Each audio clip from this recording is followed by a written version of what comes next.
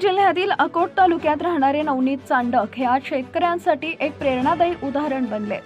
त्यांनी आपल्या शेतीमध्ये आधुनिक तंत्रज्ञान आणि नाविन्याचा वापर करत विदर्भात सफरचंदाची शेती यशस्वी करून दाखवली आहे। नवनीत यांनी आपल्या शेतातील अर्ध्या एकर जमिनीवर तब्बल 700 सफरचंदाची झाडं लावली असून हा प्रयोग यशस्वी करत शेतकऱ्यांसमोर एक आदर्श नवा ठेवलेला आहे। संपूर्ण देशात सफरचंदाची शेती प्रामुख्याने जम्मू काश्मीर आणि हिमाचल प्रदेशासारख्या थंड हवामान असलेल्या भागातच होत असते। मात्र नवनीत चांडक यांनी महाराष्ट्राच्या विदर्भासारख्या उष्ण हवामानाच्या प्रदेशातही ही शेती यशस्वी करून दाखवली आहे। त्यांनी ही सफरचंदाची रोपे हिमाचल प्रदेशातून आणली असून अर्ध्या एकरात 700 झाडं लावण्यासाठी त्यांना सुमारे 1.5 लाख रुपयांचा खर्च आला आहे। याविषयी बोलताना नवनीत चांडक सांगतात, नवनीत चांडक यांच्या या प्रयोगामुळे विदर्भातील शेतकऱ्यांना पारंपरिक शेती पद्धती पलीकडे जाऊन नवीन संधी शोधण्याची प्रेरणा मिळते। त्यांचा हा उपक्रम केवळ आर्थिक दृष्टिकोनातूनच नव्हे तर पर्यावरणपूरक शेतीच्या दिशेनेही एक महत्त्वाचं पाऊल मानला जातोय। और मेरा गांव एदलापुर है। एदलापुर के अंदर में मैंने ये एप्पल के प्लांट लगाया हुआ है 2022 के अंदर में 21 दिसंबर 2022 को मैंने एप्पल के प्लांट लगाए थे। ऐसे ही मैं और मेरा वाइफ बैठे थे और हम लोगों ने कुछ एक न्यूज़ में आर्टिकल देखा था कि हॉट टेम्परेचर में भी एप्पल आते हैं। ये हम लोगों की प्रेरणा 2021 की एंड 2022 21 दिसंबर 2022 को हमने ये एप्पल लगाए और आज ये मेरा प्लांट 2 साल का हो चुका है। तो 2 साल के अंदर में इस मेरे प्लांट को इन एवरेजली एक झाड़ के ऊपर में 40 से 50 फ्रूट आज के डेट में है। और एक ये कम पानी के अंदर में आने वाला यील्ड है। एक काश्तकारों के लिए बहुत अच्छा, उनके फाइनेंशियली के लिए, उनके न्यू अचीवमेंट के लिए, अच्छे प्रोग्रेस के लिए बहुत अच्छा वर्क काम दे सकता है अपने कोई। आपने कितने एकड़ में इसकी फसल ली और क्या खर्चा आया? इसको मैंने आधे एकड़ में लगाया हुआ है एंड इज़राइल टेक्नोलॉजी पे 8x4 पे लगे हुआ है।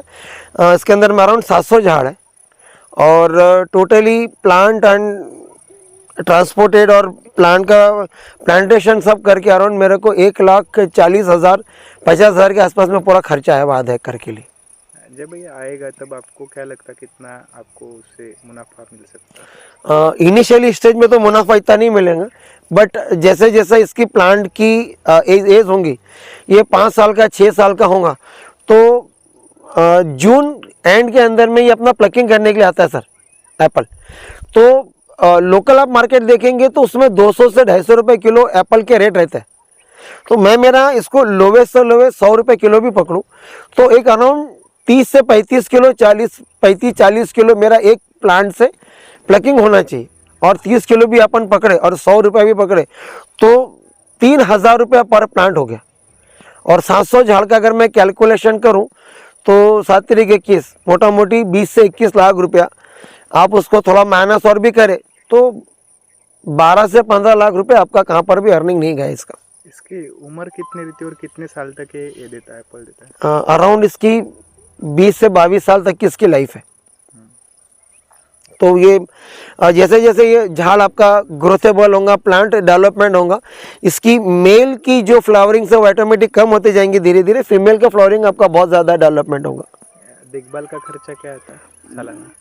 सालाना कोई बहुत बड़ा नहीं है। आपको टाइम पे टाइम इसको जो इसकी फंगी सेट का जो प्रॉब्लम्स होता है वो आप उसको ट्रीटमेंट बरोबर देते रहे तो कोई बहुत बड़ा खर्चा नहीं है। इस 700 झाड़ को आधा एकड़ को मेरा 1 साल का मैं अगर खर्चा पकड़ूँ तो 30 to 40,000 पूरा। खाद वगैरह क्या डालते हैं आप? मैं ऑर्गेनिक बेस पे जाता हूँ बस।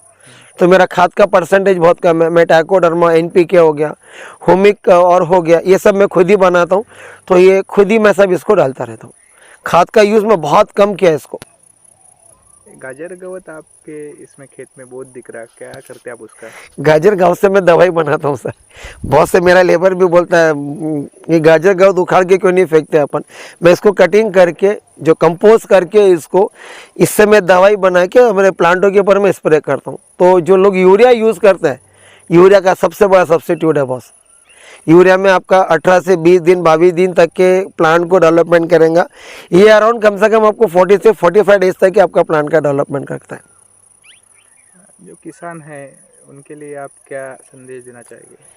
अपने को अपनी परंपरा खेती से कोई चेंज करना अपने आप को बहुत ज़रूरी है।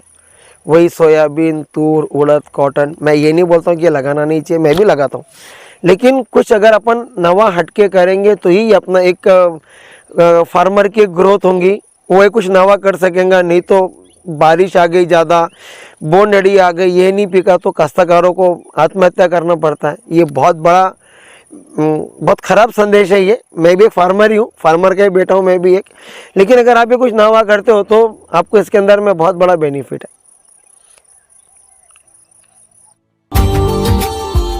Subscribe now and press the bell icon. Never miss an update.